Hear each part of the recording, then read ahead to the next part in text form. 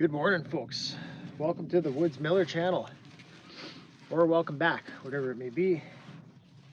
So we're just kind of picking away at some firewood bags here today. So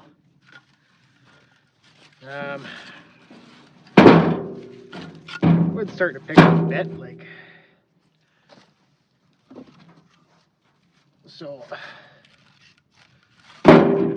we don't do a ton of wood. Try to diversify. Our main income for me and my wife on my end is tree service, and then obviously, byproducts of certain jobs. If I'm hauling away the stuff, so I try to salvage what I can. If you've been on this channel before, I run a sawmill, and so I do rough cut lumber and firewood nuts. So I just try to diversify, right? As much as possible. When the trees are slow in that, and they do get slow here. Our season's so short. People they're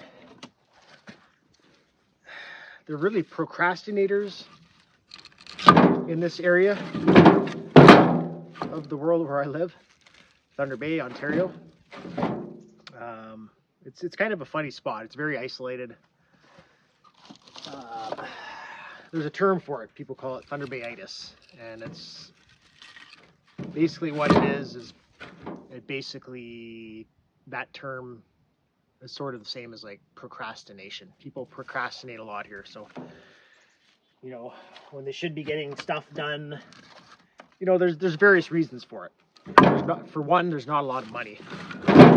People don't have a lot of money here in Thunder Bay. It's very working class, blue collar. People just, a lot of do-it-yourselfers, because they just don't have the means to hire services and whatever, right? So in large part, it is like that. So a lot of jobs you do, you get, you're getting nickel and dimed, and it's just how it is here. So the more you can diversify, the better, right? When the trees get slow, which is what I was trying to get at there, numerous times a year. So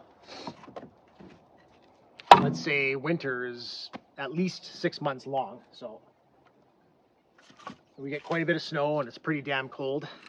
Not pretty damn, really cold. We're minus 30 and colder for at least probably half of the winter. So when you're that cold, just stuff doesn't run. Your saws, they're not running. Machines, they're not running. So you need other stuff to rely on. So if you could have some wood kicking around to sell, that helps. Some lumber, whatever, right? So just to get you through those periods. But let's say winter is slow, and then you would think when spring rolls around and summer, you'd be swamped. And yeah, you can be. I mean, this year was particularly an off year for sure. Between the weird sort of climatic stuff that was going on, weird storms and that, and then also poor economy because of interest rates. People are friggin' strapped like crazy, right? Mortgage interest rates, personal line interest rates are freaking huge. So people are just getting freaking gouged left, right, and center. So now, money maybe they had to, spend on getting a tree shaped up or removed, they just don't have it. So it's been a bit of a struggle year for sure. So like I'm saying, you gotta, especially for small tree service like me, I'm a one-man show. Occasionally my wife helps. I need someone on rope or just eyes on the ground. if I'm in a sensitive area and there's pedestrians kind of thing, but other than that, it's me. So, being diverse, you know, don't rely so much just on one source of income. So that's what we try to do around here, right? I'll pick up landscape stuff too. I do land. That's how I originally got into tree work, was through landscaping. That was my my avenue into the trade. So I'll pick up landscape stuff. You know, I got a skid steer, I got a trailer. You know, I'll pick up stuff. You know, landscape stuff with that. Whatever, garbage runs. I'll post ads for that. I'll clean gutters. I do pretty much anything to keep the wheels turning, right? Everyone's got so much shit to pay for, right? Especially if you run a business, you just have that much more. It really is not cheap to run a business. So you got to keep the stream of money coming in, especially when you have equipment financed. And now with these inflated interest rates and that, like it's fucking mental. So like you're just getting gouged. So you got to keep the wheels turning, as right, clawing at the water, trying to keep your head above water, right? So we all know that's the world we're in now, right? That's all, you know, whatever. I didn't even want to get into that. I'm not trying to be political and whatever. Like I don't like complaining and whatever, right? So you just roll with the punches and keep battling, and just don't give up, right? Two ways, you know. If something is trying to get you down one way, look for a way to rise above it and get above it, right? So that's kind of how I try to keep my mind, right? If you start wandering with, you know, just try to stay out of, you know, sort of negative mind traps or anything like that, right? So just focus on the positive and know that you can battle. You know, you rest assured you have your pride. You know that you don't quit and you battle. So that gets you through. So being diverse, like I said, you got to do it. So for instance, here we're doing bag wood here. So, you know, we were delivering the stuff through the year. It was going pretty good. I thought it would have been a bit better, but for the deliveries, because we don't even charge for deliveries, we just have a minimum $3 or sorry, 3 bags per load. So my wife's kicking on the generator there. So we don't charge for delivery. So, you know, it was a good service and they're easy to transport.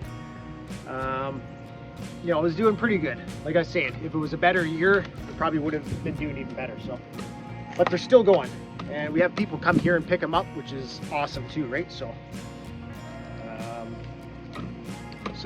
yeah, a good little money maker. And obviously, with firewood, obviously the smaller the quantity that you can sell it, the more you're gonna make. So I can't remember what the exact figure is right now, but I know me and my wife, we worked it out where if you're selling it, so I got a bag of birch here for $15, cheap, we're selling these for. Even at that, so with the cost of the bag and the wood and that, we basically triple, I think it's close to triple our money selling them in the bag versus by a face cord or full bush cord kind of thing, right? So yeah, a little more time consuming, right? But if you get it smaller, you definitely increase your return. And so say for a small guy like me, like I don't only have so much time doing firewood, right? So I pick away at it here and there. So I can't compete with, you know, the guys, you know, doing full-time firewood, and they're doing the big dump trailers full and that. I don't have the manpower. Those guys have like kids working in a yard all day, like splitting, bucking, stacking, bagging, whatever, right? So I can't compete with that. So, and I don't need to, and I don't want to either. I don't want to just do firewood, right? Like, you know, tree work is my main business. It's my passion. It's my love in life for sort of, you know, work or career, if you want to call it, or whatever. So that's my main focus. So, like I was saying, if you pick away just with odds and ends here and there, you know, you make a few extra bucks. So bagging this stuff smaller, like I said, we're tripling our money. So it's a few extra bucks here and there, right? So it's one good way. If you're just someone small and just looking for a few extra bucks, and it's usually like, you know, just cash in your hand, right? So you don't have to be a big producer and have a lot of room, really, right? Like, you know, you can do small scale, and if you're small scale, I definitely recommend going smaller quantities, doing the bags, wraps, you know, whatever, something like that, right? You're gonna get more return for sort of less heavy labor, let's say, anyway, because it's still, you know, more time to bag stuff up and do smaller quantities, but you're not having to freaking hammer and split so much stuff, right? So something to think about. But and then here too, firewood, there is definitely places I see, you know, other guys' videos and that, and depending on where you live, like you can do very well in firewood for sure. Definitely, I know, like big metropolitan areas, you can make a friggin' killing. I worked for a guy years ago in the off season, so when landscape would slow down. This is in Vancouver, BC, and him and his buddy, they would get like mill ends and all these offcuts from local lumber yards that wanted to just get rid of it, kind of thing. They would get them dumped off there. So all they would do is, and they had one full-time guy in the yard, just bucketing and splitting all day, and then they had me doing deliveries, and they were making a killing, just a friggin' killing. But that's the economy there, right? Vancouver, like, there's a lot of disposable income, right? So no problem there. Here, obviously burning wood is huge because our winters are so long and so freaking cold, but people don't have a lot of money, so they're on the cheaper side, right? They don't want to pay for stuff. We have so many trees here, so a lot of people just cut their own trees down and do their own wood, or if they do buy wood, I call it birch snobs. Is where we live.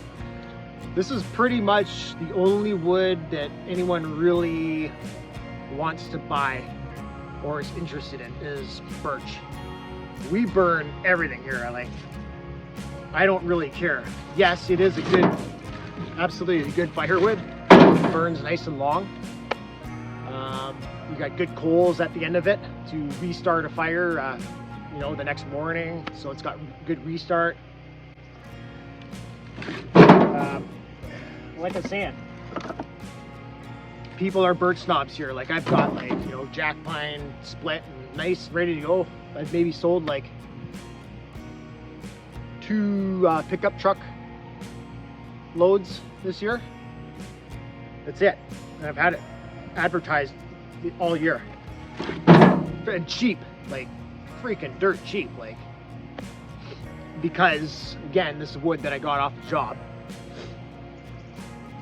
So it doesn't cost me anything, right? Just my time and labor to, you know, process it when I get home and then, you know, get it dry or whatever. So that's it. So I'll sell it for cheap. I don't care. But no one really wants it because, like I said, I live in the land of birch snobs, and people only want, pretty much, they only want birch here. So that makes it difficult too, because when you have people only wanting birch, like there's no birch trees left around here, like, so you can't really source them yourself. So you're fully relying on basically loggers and contractors that go like hours and hours away, and they're maybe working on projects out there, and they'll bring some loads back because they had to clear a certain area and there was birch there. So it's scarce too. So it's like scarce, and it's all anyone wants. So we're gonna get to this point where people are gonna have to just start burning other stuff because you're not gonna have an option. You don't really have any other good, I mean, we do, but birch is the number one for sure. See on my property here, we got a lot of black ash, which is an excellent firewood too. Super dense, good hardwood, right? I got elm around here. That's really about it for like good hard wood that's gonna like burn long. We're kind of slim pickings up here because our geography, right? So if you went down to southern Ontario, you have a lot more options, right? You're gonna get those big oak trees and maple and ironwood and just way more diversity, right? We don't have that up here. So that's why we're birch snobs here. I wouldn't call myself a birch snob because, like I said, I burn whatever. We got poplar here, I burn it. Spruce, pine, fir, like I said, ash, whatever, it doesn't matter. As long as the wood is seasoned, properly seasoned, it all burns awesome. You don't have to worry about creosote built up. So that's it. But I should be charging more for this birch because when that's all that anyone wants to buy, and it's so scarce, and I have to buy this stuff because you can't source it. I've maybe got like, you know, a handful of birch trees on 17-acre property here, so not much, and I don't want to cut them down, so just for firewood, right? So they're nice trees, I want to just keep them there. So anyway, so there's a little ramble for you folks, I don't know. Anyway, if you're looking at getting into firewood or doing lumber or just diversifying, yeah, I would, you know what, just start small, do small quantities, see how that goes, and see how you enjoy it too. You might not even, I know there's a couple guys around here that went like full on diving right into like trying to get big with firewood, right? And they burned out in like under 2 years. Moved on to other stuff, right? Because the money is just not there enough. It's not steady enough, right? So that's why I'm saying, depends on your geography, where you're at. You might be able to, you know, make a good haul with, if you have the economy and the people with money around, you know, sort of bigger city, sort of bigger geography kind of areas, like with a lot of people, yeah, you got better chances. For us, you know, it's not like that here. So you gotta analyze, you know, where you're at. What's your, you know, standard of living where you live, right? If people have money, they got extra money just to throw on firewood. Because if they don't, yeah, it's going to be hard to make it go. And I don't even know if the well, we'll have to see what the audio is like on here, because I know my wife kicked on the generator about 15 minutes ago, and I'm sure it's picking it up somewhat here anyway. So anyway, folks, get out there, you know, diversify, have fun, doing what you do, right?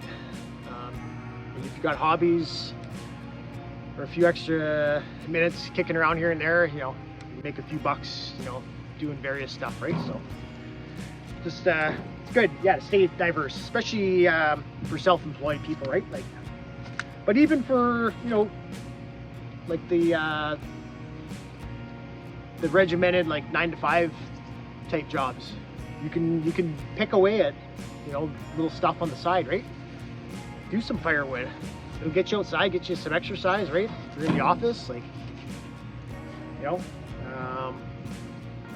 you can hook up a mill, do some lumber, whatever, right? So a lot of stuff, just, you know, if you got the time. So anyway, folks,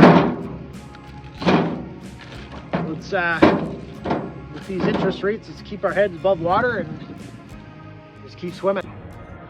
Till next time.